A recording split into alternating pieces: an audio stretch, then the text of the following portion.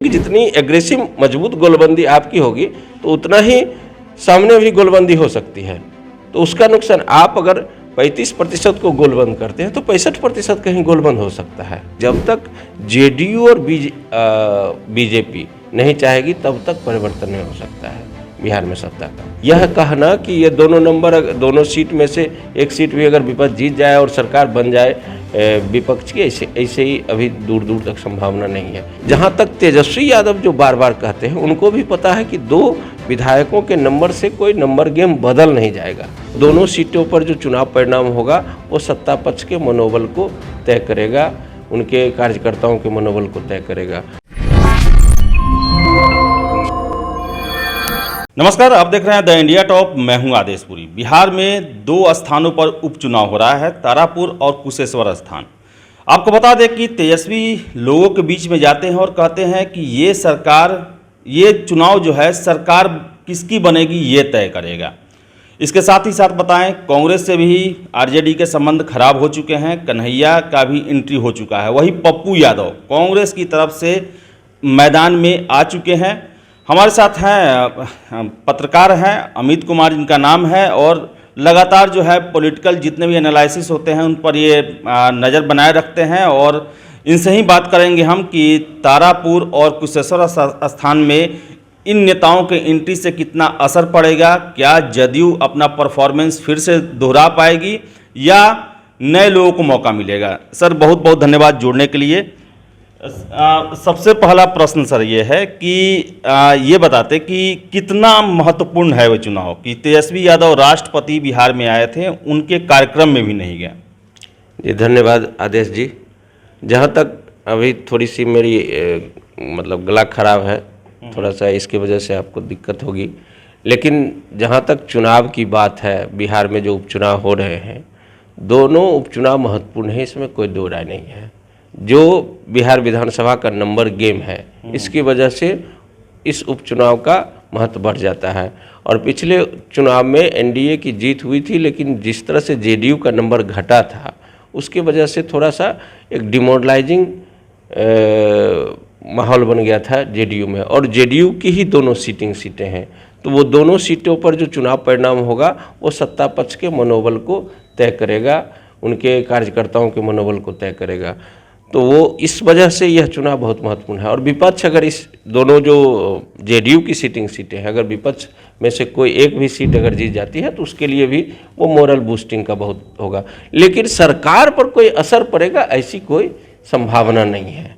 यह कहना कि ये दोनों सीट में से एक सीट भी अगर विपक्ष जीत जाए और सरकार बन जाए विपक्ष की, ऐसे ही अभी दूर दूर तक संभावना नहीं है। इसकी वजह यह है कि जब तक जेडीयू और बीजेपी नहीं चाहेगी तब तक परिवर्तन नहीं हो सकता है बिहार में सत्ता का। और ये दोनों साथ हैं तो अन्य कोई फैक्टर बहुत प्रभावी नहीं साबित हो सकता है। हाँ, इनके मोराल पर असर पड़ेगा, इनके कार्यकर्ताओं के मोराल पर असर पड़ेगा, उनके मोरल बूस्टिंग होगी। जहाँ तक तेजस्वी यादव जो बार बार कहते हैं, उनको भी पता है कि 2 विधायकों के नंबर से कोई नंबर गेम बदल नहीं जाएगा। लेकिन उनको यह लगता है कि अब जैसे उन्होंने टिकट कहाँ दिया है, टिकट दिया है तारापुर में, जहाँ तारापुर कुशवाहा बहुल क्षेत्र है और यादव बहुल क्षेत्र है। उसके बाद वहाँ बिंद है, राजपूत समुदाय के लोग हैं, वहाँ उन्होंने टिकट दे दिया है एक सूरी समुदाय के व्यक्ति को। अब सूरी समुदाय को जो व्यक्ति को टिकट दिया है तो स्वाभाविक है कि वहाँ के यादव बहुल जो मतदाता हैं उनमें कुछ न कुछ तो नाराज़गी पैदा होगी। जो उसके लीडरशिप तबका है, जिनके दिल में ख्वाहिश है कि वो आगे चल के वहाँ के विधायक बनेंगे, वहाँ से चुनाव लड़ेंगे, उनके लिए तो डिमोटिवेटिंग चीज़ है। उनके उत्साह पर तो असर पड़ सकता है कि अगर यहाँ से अगर वैश्य समुदाय के व्यक्ति राजद के उम्मीदवार के तौर पर जीत के चले जाएंगे तो भविष्य में तो हमें अवसर नहीं मिलेगा। तो हो सकता है कि यादव के मतदाता वोट करें उनके साथ, लेकिन जिस एग्रेसिवनेस के साथ वो वोट करेंगे, जिस आक्रामकता के साथ वोट करेंगे, हो सकता है कि वो नहीं करें। इसलिए बार बार यह याद दिला रहे हैं तेजस्वी यादव कि आप यहाँ से अगर बटन दबाएंगे और राजद के उम्मीदवार को जिताएंगे तो हम बिहार में मुख्यमंत्री बनेंगे। वह ये इसी के लिए यादव मतदाताओं को यह संदेश देना चाहते हैं कि आप यहाँ के विधायक उम्मीदवार को भूल जाइए, आप हमें मुख्यमंत्री बनाने के लिए वोट दे रहे हैं। यह उपचुनाव नहीं है, यह मुख्यमंत्री का चुनाव है। यह वह दर्शाना चाहते हैं, वह अपने मतदाताओं को जागृत करना चाहते हैं। दूसरी बात है, इस वजह से एक और कठिनाई क्या हो रही है कि वह पिछले दिनों जब वो क्षेत्र में गए तो उन्हें कई चीज़ें सुनने को मिली। अब राजद के जो गणित तय करते हैं लोग, वह बार बार यही देख लेते हैं कि यादव हैं, मुसलमान हैं, और फिर बैस उसमें जुट गया तो हम तो बहुत प्रभावी हो गए। लेकिन यह नहीं देखते हैं कि उनके अतिरिक्त जो वोटर है उसकी भी तो कहीं गोलबंदी होगी, उसका भी तो एक प्रभाव पड़ेगा, उसका तो नुकसान होगा। आपकी अगर जितनी एग्रेसिव मजबूत गोलबंदी आपकी होगी तो उतना ही सामने भी गोलबंदी हो सकती है, तो उसका नुकसान। आप अगर 35% को गोलबंद करते हैं तो 65% कहीं गोलबंद हो सकता है, उसका नुकसान आपको हो सकता है। जिसको आपने देखा होगा कि यूपी चुनाव में इसका फ़ायदा बीजेपी ने उठाया था कि जब सपा बसपा साथ आई और उनको लगा कि हम दोनों मिल करके 42-43% की राजनीति कर रहे हैं, तो उनके खिलाफ उसने गोलबंदी की, नॉन यादव नॉन जाटव गोलबंदी कर ली बीजेपी ने, और वो एक बड़े मतदाता वर्ग को गोलबंद करके उसने उसका लाभ ले लिया। ठीक है, उसमें उसकी सांप्रदायिक राजनीति की बड़ी भूमिका रही, वो अपना जो हिंदुत्ववादी जो राजनीति है, जो दक्षिणपंथी राजनीति है, उसका लाभ उन्होंने लिया। लेकिन जैसे ही आप एक खास वर्ग के गोलबंदी की बात करेंगे, एक खास जाति की गोलबंदी की बात करेंगे, एक खास समुदाय की गोलबंदी की बात करेंगे, तो दूसरी तरफ भी गोलबंदी उस तरह से होगी, तो उसका नुकसान आपको उठाना पड़ सकता है। सर, जैसे कि देखा जा रहा है कि पिछला जो चुनाव हुआ था उसमें जदयू जीता था, जबकि उस समय राजद के साथ कांग्रेस भी थी जी।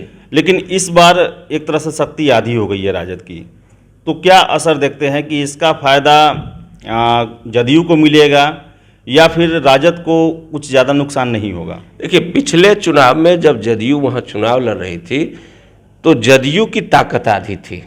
अब कहिएगा कि कैसे आधी थी?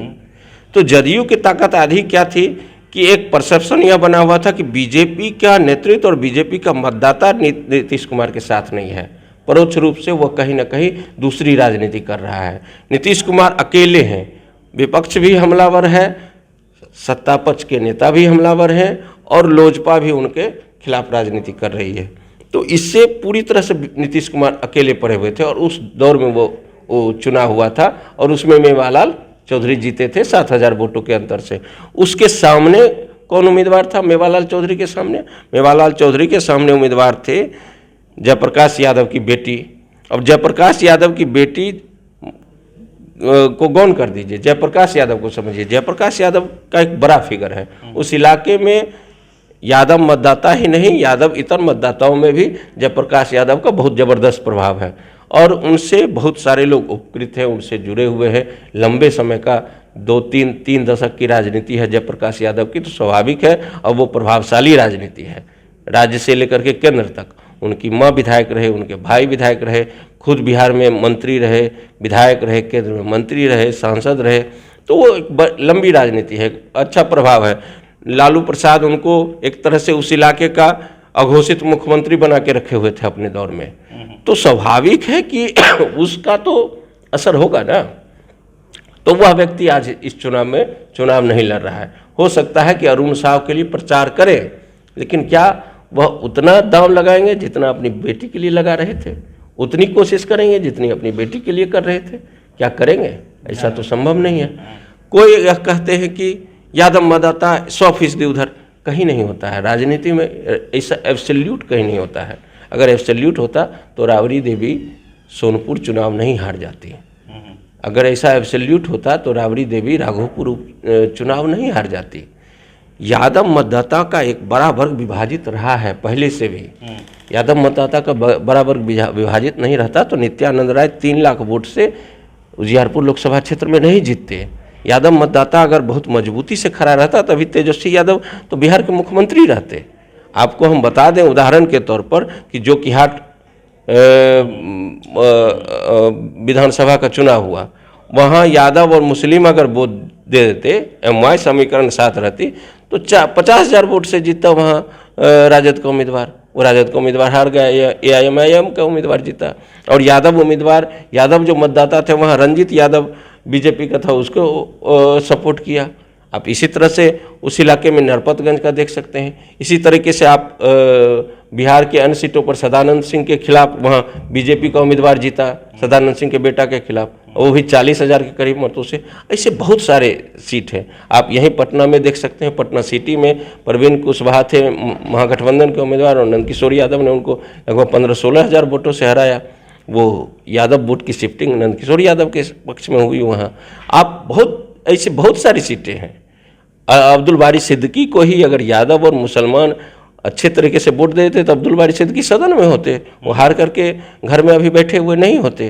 तो कहने का यह मुराद यह है, मेरी पूरी बातों का लब्बुल लुबाब यह है कि यादव मतदाता ही पूरी तरह से एकजुट रहते हैं, ऐसा नहीं है। हर मतदाता में हाँ उसका एक बहुमत वर्ग रहता है आरजेडी के साथ। मुसलमानों का एक बहुमत वर्ग एनडीए के खिलाफ वोट करता है। तो इसकी गोलबंदी के अतिरिक्त भी दूसरी भी गोलबंदी होती है। इसलिए आप तारापुर के उपचुनाव में की जो दशा देखे, इसीलिए 3 दिन प्रवास करना पड़ा, रात्रि प्रवास तेजस्वी यादव को। और बाद में तेजस्वी यादव वहाँ बिंद समाज के एक नेता को आज वीआईपी से तोड़ के ले गए हैं, क्योंकि बिंद समाज का पूरा झुकाव जो है, बिंद समाज का बहुमत वर्ग का झुकाव जो है वह एनडीए की तरफ दिखता है। उसकी वजह क्या है अब यह समझिए। बिहार की राजनीति में लालू प्रसाद ने खुद से बड़े वर्ग को अपने से किनारे कर दिया। जब उन्होंने एमवाई समीकरण की बात की, लालू प्रसाद तमाम पिछड़े दलित वंचित समुदाय के नेता हो गए थे 1995 के दौर में।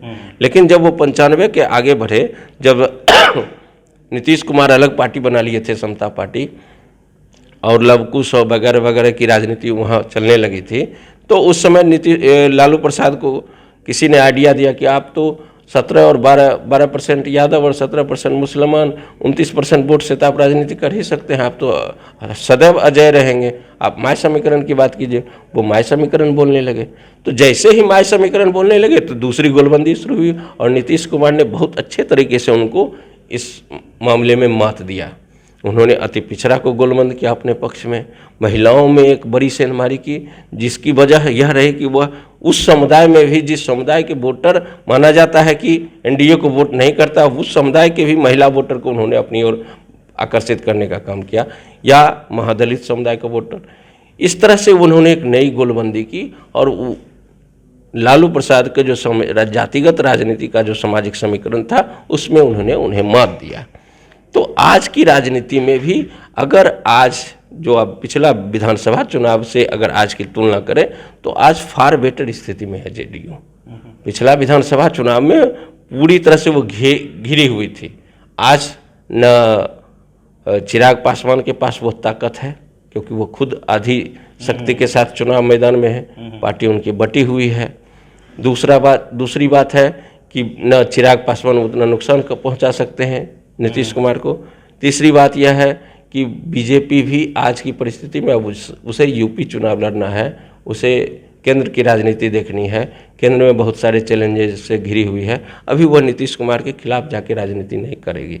अभी कहीं ना कहीं बिहार में एनडीए की सत्ता बरकरार रहे ऐसी राजनीति वो करेगी। तो निश्चित रूप से अभी कंफर्टेबल स्थिति में कम से कम इक्वेशन के लिहाज से है नीतीश कुमार। पिछले चुनाव के लिहाज से अगर देखें तो इस उपचुनाव में नीतीश कुमार की शक्ति बेहतर हुई है और विपक्ष की शक्ति कमज़ोर हुई है। तो निश्चित रूप से इस लिहाज से माना जा सकता है कि तारापुर का समीकरण नीतीश कुमार के पक्ष में जा सकता है। जहाँ तक कुशेश्वर की बात है, कुशेश्वर में आप देखिएगा कि वहाँ एक सहानुभूति लहर है, वहाँ एक सहानुभूति का साफ साफ असर दिख रहा है।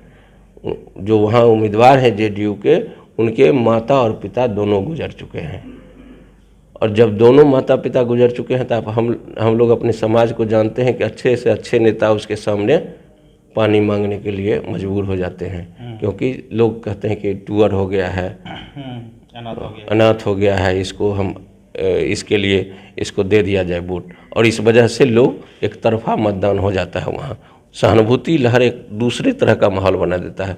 और दूसरी बात ऐसा भी है कि आप जो कुशेश्वर स्थान विधानसभा क्षेत्र है, उसका कुशेश्वर पूर्वी और पश्चिमी प्रखंड दोनों जो उस विधानसभा क्षेत्र का मुख्य भूभाग है, आप वहाँ जाके देखेंगे तो आपको यह लगेगा कि अभी भी लगेगा कि बहुत पीछे है विकास के दौर में, लेकिन आप अगर जानकारी वहाँ जुटाएंगे तो आपको लगेगा कि यह तो पाषाण युग में जी रहा था बहुत पहले। अभी अभी थोड़ा सा विकास वहाँ पहुँचा है, कुछ सड़कें बनी है, बिजली गांव तक पहुँची है, लेकिन पहले तो यह बहुत बुरी स्थिति थी कि चुनाव के दौर में भी जो राजनेता थे वो चुनाव प्रचार करने तक नहीं जाते थे। आज तो घर घर वहाँ लोग वोट मांगने पहुँच भी जा रहे हैं। पहले तो वहाँ जो जीतने वाले उम्मीदवार भी थे वो भी नहीं जाते थे, सिर्फ घोषणा हो जाती थी और एक दो बड़े कार्यक्रम हो जाते थे, बस उसी आधार पर वहाँ मतदान हो जाया करता था। वहाँ से जो सांसद होते थे, पहले वो रोसड़ा लोकसभा क्षेत्र में होता था, वहाँ से जो विधायक होते थे वह मतलब सालों तक उस इलाके में नहीं जाते थे। चुनाव में भी घर घर जाने की कोई परंपरा नहीं थी वहाँ। तो यह स्थिति बदली है, थोड़ा सा बेहतर हुई है, लेकिन अभी भी विकास के दौर में वो बहुत पीछे है।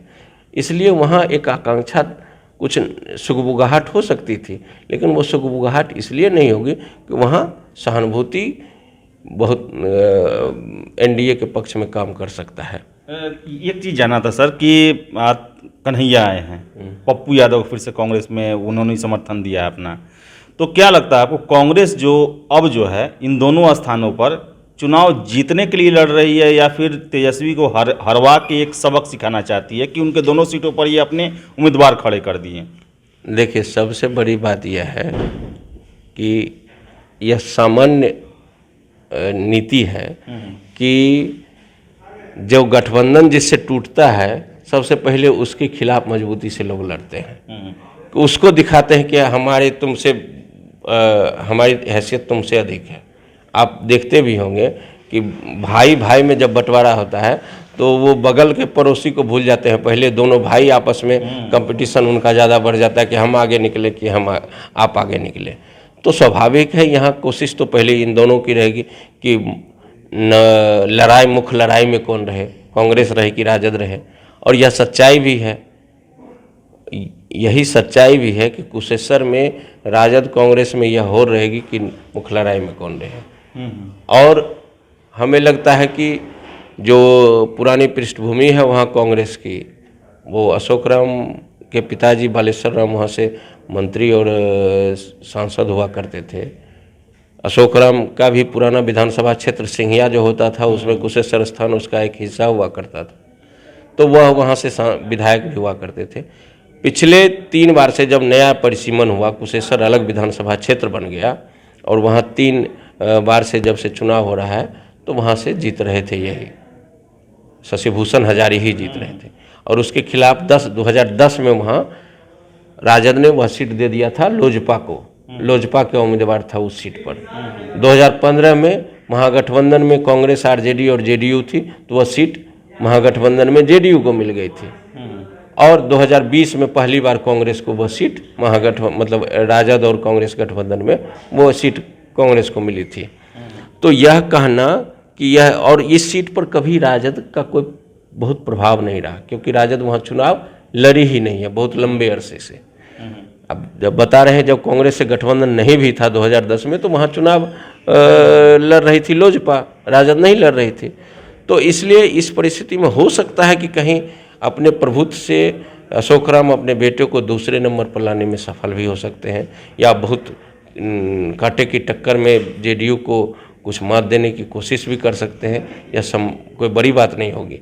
यद्यपि राजद वहाँ जीतोड़ कोशिश कर रही है, अपने बड़े बड़े नेताओं को लगा रही है। ग्राउंड पर उनके कार्यकर्ता कितना उसमें सफल हो पाते हैं ये देखने वाली बात होगी। सर एक अंतिम प्रश्न, कन्हैया और पप्पू यादव दो आज जो हैं कांग्रेस के साथ एक तरह से कहें तो जुड़े हैं, उनके लिए प्रचार करेंगे, वोट मांगेंगे, कितना असर है कन्हैया का और पप्पू यादव का, कांग्रेस को कितना फायदा हो सकता है? देखिए, राजनीति में 1-1-2 नहीं होता है, 1-1-11 भी हो सकता है और कभी कभी 1-1-0 भी हो जाता है। जैसे कभी कभी ऐसा होता है कि जो विपरीत ध्रुव पर खड़े लोग हैं अगर साथ आते हैं तो वो उनकी ताकत बराबर नहीं होती है। जैसे सपा बसपा साथ आई तो वो ताकत 0 में तब्दील हो गई। और कभी कभी क्या होता है कि 2 ध्रुव पर जो लोग हैं सब आरजेडी और जदयू साथ आए तो वो 1 से 11 हो गए। जिस आरजेडी की हैसियत विधानसभा में 22 सीट पर सिमट गई थी 2010 में, वो 80 सीट पर पहुंच गई। 2015 के विधानसभा चुनाव में। तो वो परिस्थिति के अनुसार होता है। तो जैसा कि अभी देख रहे हैं कि पप्पू यादव हारे हुए हैं, विधानसभा चुनाव में भी हारे हुए हैं, तीसरे नंबर पर चले गए थे, लोकसभा चुनाव में भी तीसरे नंबर पर चले गए थे। उनका कोई विधायक जीता नहीं, कोई सांसद के रूप में भी कोई उनका उम्मीदवार जीता नहीं। लेकिन इतना तो यह तय है कि उनकी एक अपनी मतलब हैसियत तो बन गई है, कम से कम इन्फ्लुएंसर की भूमिका में तो वो आ गए हैं। जिस भी विधानसभा क्षेत्र में प्रचार करने जाएंगे, माहौल बनाने का तो वो काम कर सकते हैं। और वही स्थिति कन्हैया की भी है, राष्ट्रीय परिप्रेक्ष्य में भी और प्रदेश के परिप्रेक्ष्य में भी। किसी जातीय दायरे में बांधा नहीं जा सकता है। कन्हैया के फैन फॉलोइंग विभिन्न जातीय और विभिन्न समुदाय के लोग हैं। तो इस लिहाज से, और कन्हैया का क्या है कि वह ठीक है, बेगूसराय में वो विफल हुआ, 4 लाख से अधिक मतों से हारा, लेकिन वह अपना एक करिश्मा उसका भी है, मतलब अपने भाषण के जरिए, अपने हाव भाव के जरिए वो प्रभाव छोड़ जाते हैं। तो निश्चित रूप से दोनों के आने से कांग्रेस को मजबूती मिलेगी। दोनों मिलकर अगर कांग्रेस का मजबूती से प्रचार करेंगे तो माहौल तो कम से कम कांग्रेस का बेहतर होगा। कि जैसे कि अभी तारापुर में कांग्रेस के बारे में बहुत चर्चा नहीं होती है, उससे तो कांग्रेस आगे जाएगी, क्योंकि वहाँ का उम्मीदवार कांग्रेस का मजबूत रहा है। 10,000 वोट वो निर्दलीय में पिछली बार ला चुका है। तो निश्चित रूप से इन दोनों के आने के बाद हो सकता है कि कुछ नए मतदाता वर्ग उससे जुड़े और वो कुछ और बेहतर कर सके। लास्ट प्रश्न ये, लालू यादव के बारे में हमेशा चर्चा चलती रही कि आएंगे कभी नहीं आएंगे, आएंगे कभी नहीं आएंगे। क्या लगता है, लालू यादव इस चुनाव में जानबूझ के नहीं आए, कुछ उनका स्ट्रेटजी था या सच में स्वास्थ्य कारण था उनका? देखिए, लालू यादव की जहाँ तक बात है तो आप यह समझिए कि लालू यादव के साथ बहुत सारी समस्या है। एक तो स्वास्थ्य कारण भी है, पारिवारिक कारण भी है, और बहुत तरह के दबाव से भी घिरे हुए हैं, और कानूनी पक्ष भी है।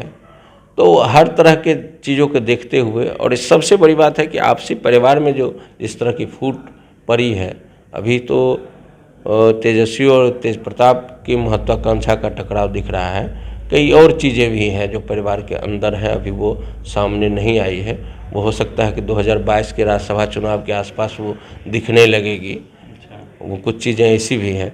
तो इसलिए लालू यादव अभी की जो उनकी दशा है, शारीरिक अवस्था है, स्वास्थ्य की जो अवस्था है, वह इस तरह के दबाव को सहने की स्थिति में नहीं होंगे। और स्वाभाविक है, इतना लंबा दौरा करके और पब्लिक अपीयरेंस में भाषण देना थोड़ा उनके लिए मुश्किल होगा, इसलिए भी उन्होंने बचने का प्रयास किया होगा। तो हमारे साथ थे अमित सर, इन्होंने बताया जो पूरा अभी प्रकरण है तारापुर और कुशेश्वर स्थान को लेकर, काफ़ी सूक्ष्मता से आपको बताया गया कि कैसे जो परिस्थितियां हैं वो अभी देखें तो 2020 के विधानसभा चुनाव से बदली हुई है। एक समय जहां वहां नीतीश कुमार कमज़ोर साबित पड़ रहे थे, दिखाई दे रहे थे, वो भी अभी ऐसी परिस्थिति है कि नीतीश कुमार अभी एक तरह से सबसे मजबूत नजर आ रहे हैं।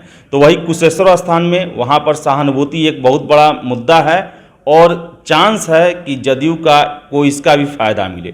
तो अब देखने वाली बात है क्या होता है, लेकिन 2 विधानसभा चुनाव जो है वो नाक का विषय बन गया है, और सबसे ज़्यादा बना हुआ है राजद के लिए। तो फिलहाल इस वीडियो में इतना ही। वीडियो पसंद आए लाइक शेयर करें, हमारे चैनल द इंडिया टॉप को सब्सक्राइब जरूर कर लें।